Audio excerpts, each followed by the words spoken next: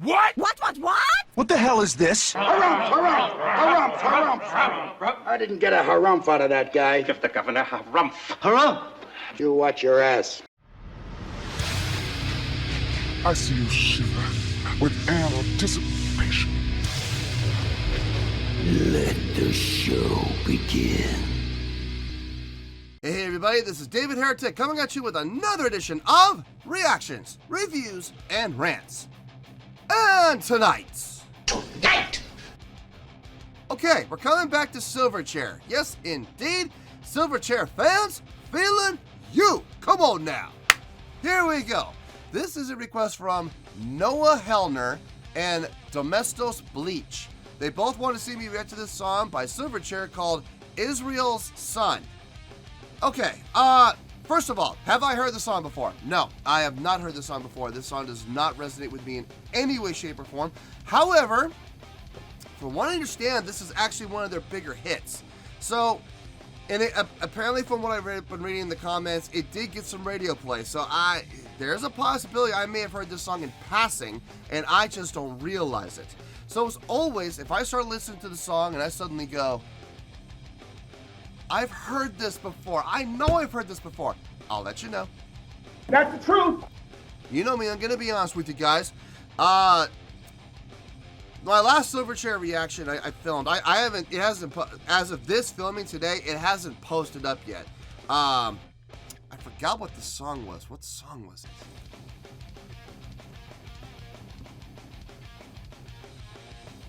I don't remember the name of the song. Shoot. I remember it was good.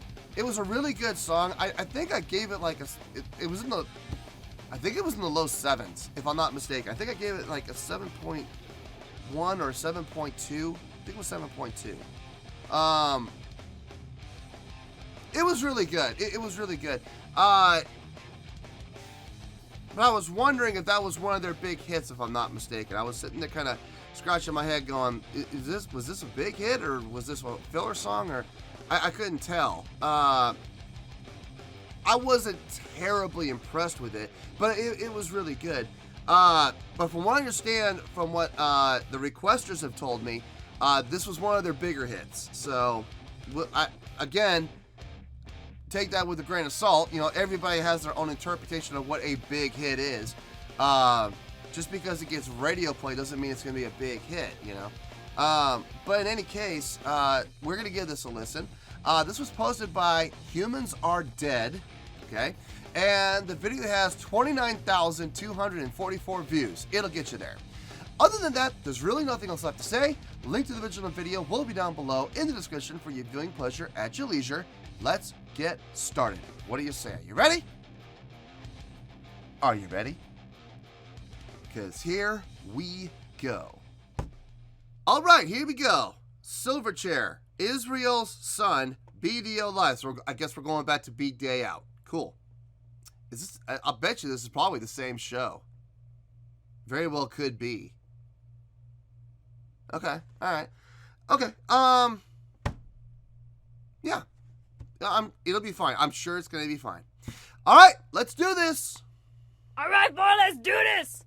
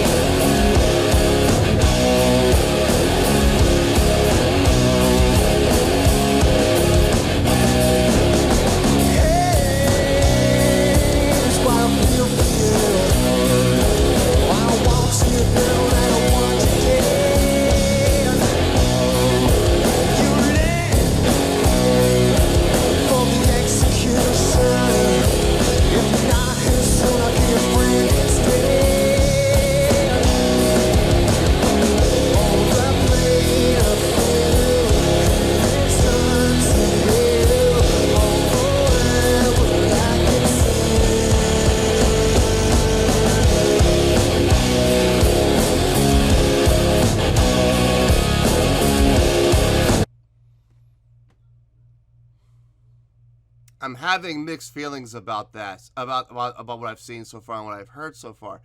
I'm liking the groove. I'm liking the groove of the song. I'm liking how the song is feeling. The bass tone is coming through clear as a bell. A little tiny bit of distortion on there is nice. I like that. The guitar tones, thick, crunchy, good. I'm confused, though. I'm really confused. Like, the sound they're putting out, the style of song they're playing right now,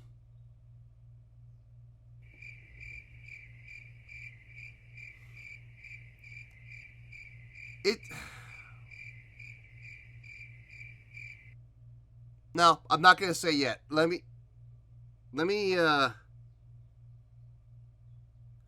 Let's keep going. Maybe my opinion will change. I'm having a bit of a struggle with something. I'm not gonna say what yet.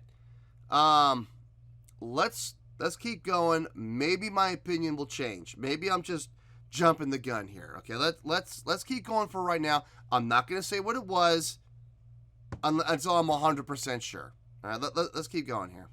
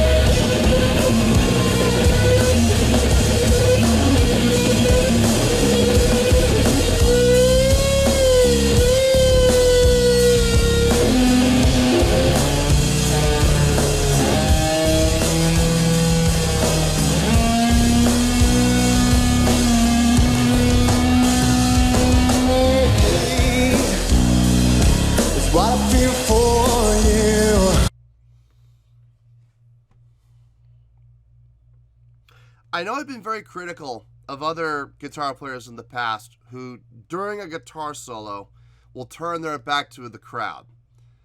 Now, there are two reasons why you would turn your back to the crowd. Okay? There's really, if you really think about it, there's three reasons. I will accept a third reason. The third reason, I'll start with that one, the one I was not 100% sure about. Maybe you're having a technical issue with your amp. Maybe something's going on with your amp or something else with your rig, and you need to go over and fix it. But here's the thing. That's not your job. That's not your job. That's your guitar tech's job. You look off to the side, you give them a nod, you give them a signal. Your guitar tech should be the one going over and checking out what's going on. And the reason I'm saying that is your guitar tech should have familiarized himself enough with your sound to know when something's wrong. Okay? A band that is playing a big day out would have techs, right? They would. So if it was a technical issue, he shouldn't be going back to fix it. And that was not the issue. Okay? But I would accept that as an acceptable excuse to turn your back to the crowd while you're doing a guitar solo to go back. The other two reasons are the more prominent reasons and the more obvious reasons. Number one, you're just an utter and complete D-bag who cares nothing about the crowd, cares only about your own ego, and decides to turn your back on the crowd because that's what you feel like doing. Okay, that's fine. If that's what you want to do, you go right ahead. Be you, do you, have fun doing it. I guarantee you, if I was at that show and that guitar, not this guitar player, but if I was at a show and a guitar player was doing a guitar solo and he just turned his back and, didn't really care about the crowd or the fans or whatever, I can promise you, I would never go back to another one of those shows ever again. And I would be probably so insulted, I would probably lose all interest in the band. So you just lost a fan. Congratulations. And I have a feeling I won't be the only one you lose. But your ego, hey, that's okay, man. You do you. And when you stop playing 5,000 seat theaters, 3,000 seat theaters, 8,000 seat theaters, or worse, you stop selling out stadiums and you find yourself playing the Whiskey A Go-Go in front of 200 people, hey, that's okay. You still feel good about yourself and you still do you. That's cool, man. Enjoy your life. I personally would never do that. Now, the other acceptable reason, and this is the reason that I'm not coming down on him. I'm not chewing him up right now and spitting him out like I did that guitar player from that other band that I'm not going to mention, because I wasn't terribly impressed. The other reason is to get effect, feedback from your cabinets. I know people are like, well, you can just get feedback from your stage monitors. Well, what if there are no stage monitors? What if you're using in-ears? See these? Yeah, in-ears. You can't get feedback through those. You can hold your guitar up to those all you want. You can bring your guitar up to your ear all you want. It's not going to feedback. The drivers aren't big enough. There's not enough magnetic resonance to be able to create feedback. Sorry. You got to go back to your cabinets. And you got to use them. And even if there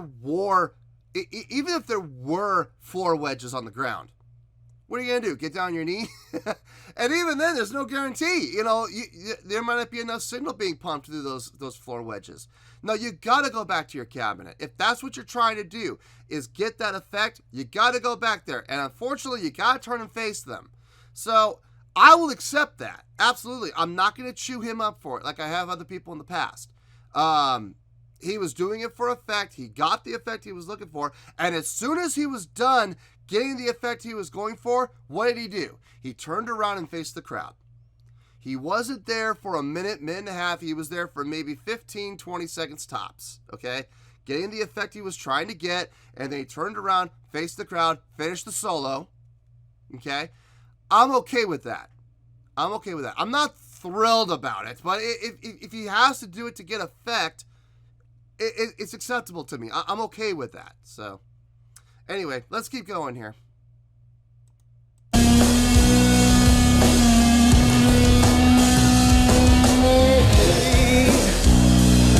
It's what I feel for you, and I want you to know that I want you dead. And you're late for the execution. And if you're not here soon, I'll be your friend.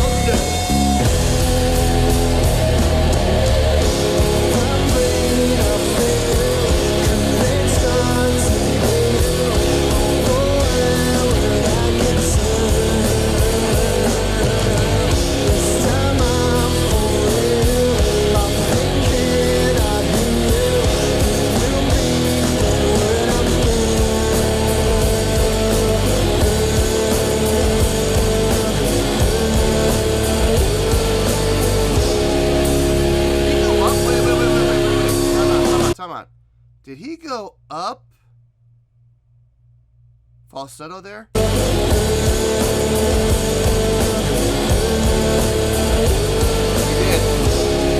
Okay, that's good.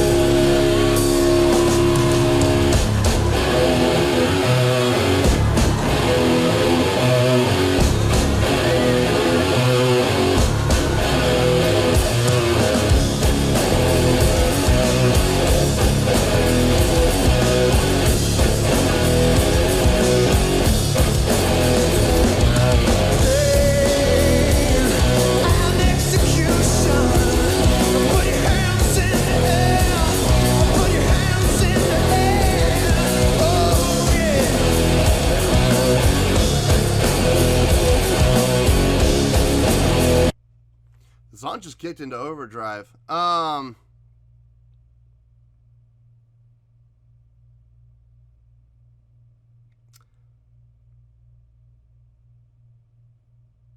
Here's the thing. It didn't go into like a double time feeling. It's still the same tempo. It's still the same feel. It's just, I don't know, they're playing more aggressively now. Not quite so laid back. I mean, not look. The drummer has been aggressive the entire song. I was going to talk about that towards the end, but that drummer is just very aggressive, especially with the cymbal work. I mean, there is just cymbals ringing through this entire song. The bass player has been laid back, but has a very steady attack, which is really nice. But now he's kind of picked it up. And now he's playing a little more aggressive, a little more on top, as opposed to laying back, which he did for the first half of the song. Now he's more on top of the beat and kind of pushing it, which is really good. Same thing with the guitar player. More laid back at the beginning, but now he's a little more on top of things, and he's helping to drive the song forward, which all equates to the song becoming a little more aggressive, having a little more of an aggressive feel to it, which I dig. I'm digging this part a lot, actually. Let's see where this goes. I'm curious to see where this is really going to go now. Put your hands in the air. Oh, yeah.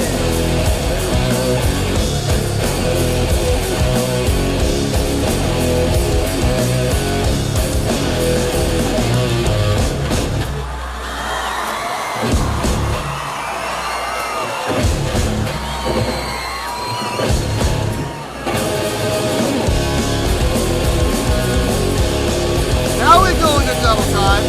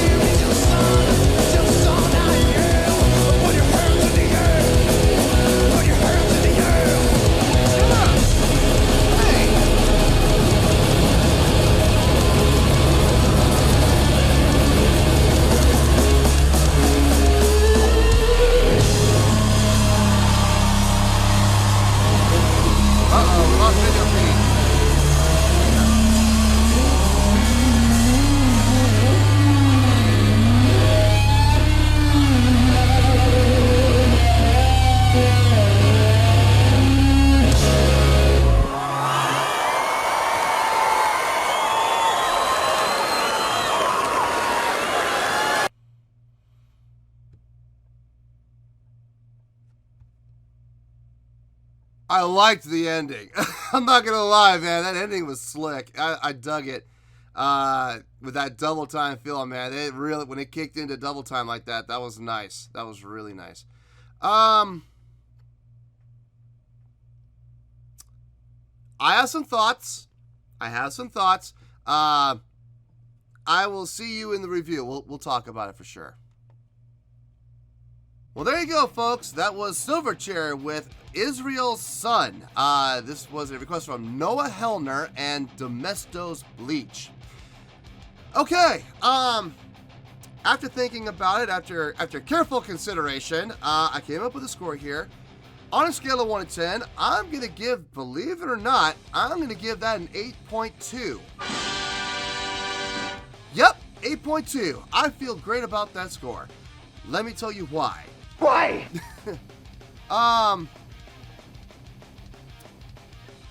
Some really good things happening. The song itself, well constructed. Nothing overly complex. Nothing that maybe you have to sit there and break out a calculator. You know, it was a very simple, basic song. But like I've always said, simple can be effective when it's done correctly, and this was done pretty correctly. It had a great feel. It had a great groove.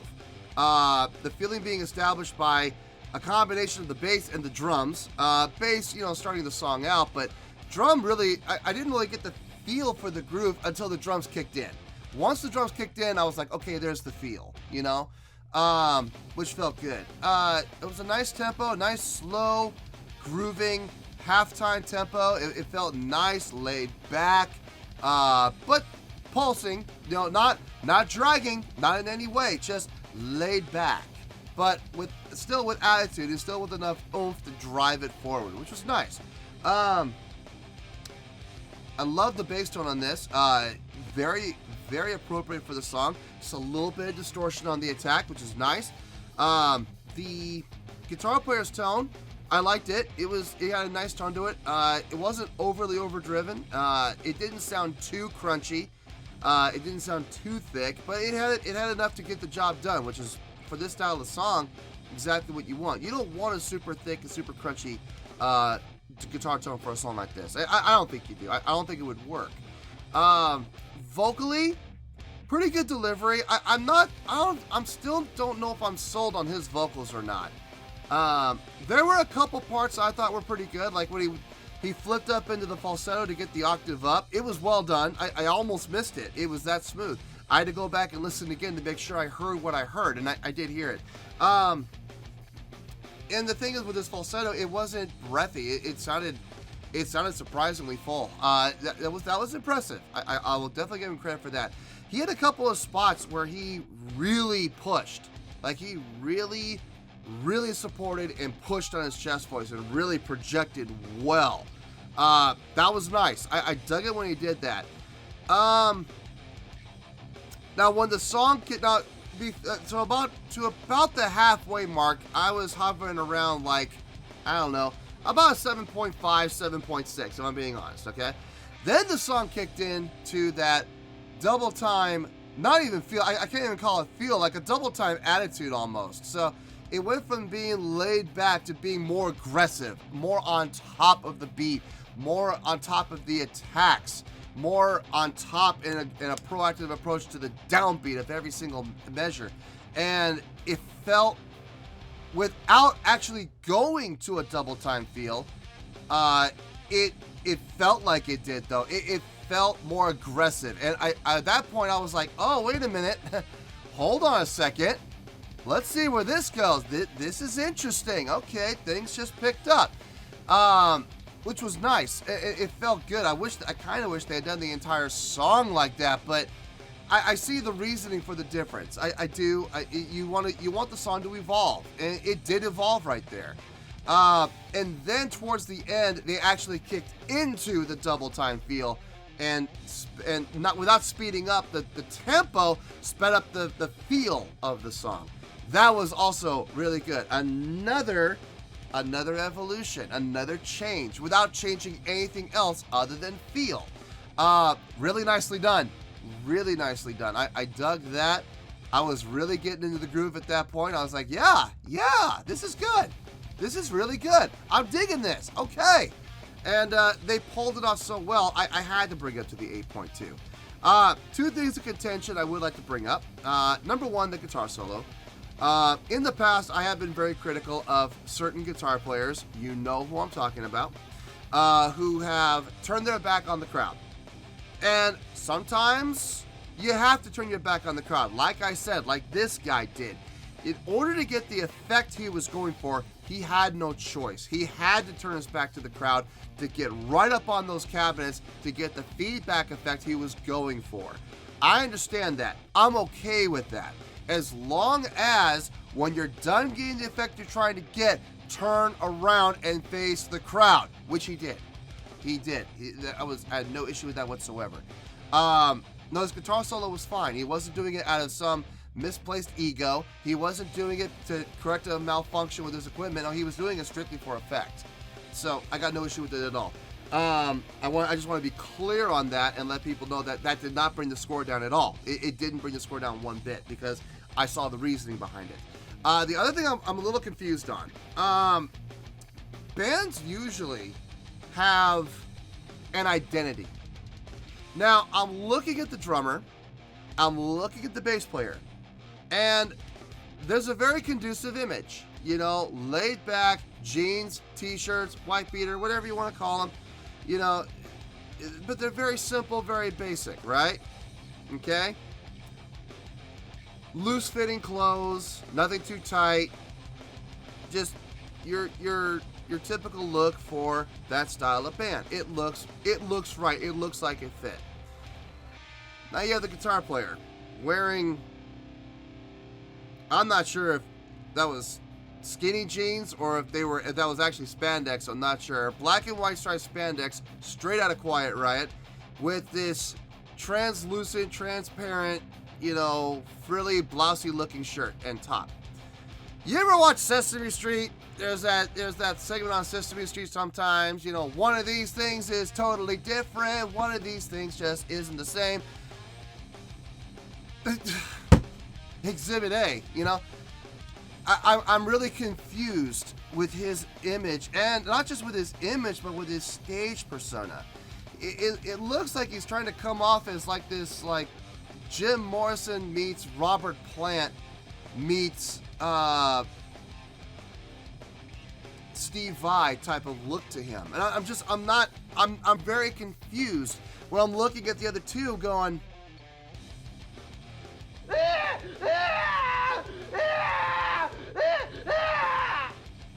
I don't get it. You know, I don't get it. I don't get it. But at the same time, it's their image. I mean, and to be honest with you, it may not even been their call. I mean, if they signed with a record label, which I know they did, I don't know if they were signed with a record label at this point. They might have been. They very well could have been. There's a good chance the record label has stepped in and said, you're gonna wear that, you're gonna wear that, and Mr. Guitar Player / lead vocalist, you're gonna wear this. And guess what? They would have had absolutely no say in it, because if you go against the record company and their demands, you're going against your contract. And that leads to a little thing known as breach of contract. And that's never a good thing. So if the record label comes to you and says, you're wearing a flash shirt, you're wearing a white beater, and you're gonna wear this blouse, guess what? You're gonna wear a flash shirt, you're gonna wear a white beater, and you're gonna wear that blouse. Otherwise, you're gonna face some very serious legal ramifications. So I get it if that is the case. Otherwise, I don't understand it. But in any case, the song and the performance of the song is what the real score is based on, not their image, okay? I'm not taking their image into account here. I'm just a little confused, that's all. Now, the song gets an 8.2. I definitely believe the song and the live performance of the song definitely deserve that score. So, 8.2, final score, I have spoken. Well, that's going to do it for this edition of Reactions, Reviews, and Rants. Hopefully you'll enjoy the show. Hopefully I was able to entertain you. If I was able to put a smile on your face and brighten your day, then I did my job, and I'm so glad I could do it. If you did enjoy the show and you would like to see more videos like this, feel free to join the fan base by clicking on that button down there. Yeah, you know the button I'm talking about. Click on that button, join the fan base, and become one of us. Now, for whatever reason, if you don't feel like clicking on that button, that's okay. I still respect you. Also, if you did enjoy the video, please feel free to give the video a thumbs up. It'll do me a world of good. It will do you absolutely no harm whatsoever. Finally, if you do join the fan base, you will find a bell down there that you can click on. By clicking on that bell, it'll keep you up to date on everything happening with this channel, including when new content is dropped. So, if you want to stay in the know, click on the bell and you'll stay in the know. Well, that's going to do it for the night, folks. Until next time, this is David Heretic signing off, reminding you to stay fabulous and support each other. Later. Peace.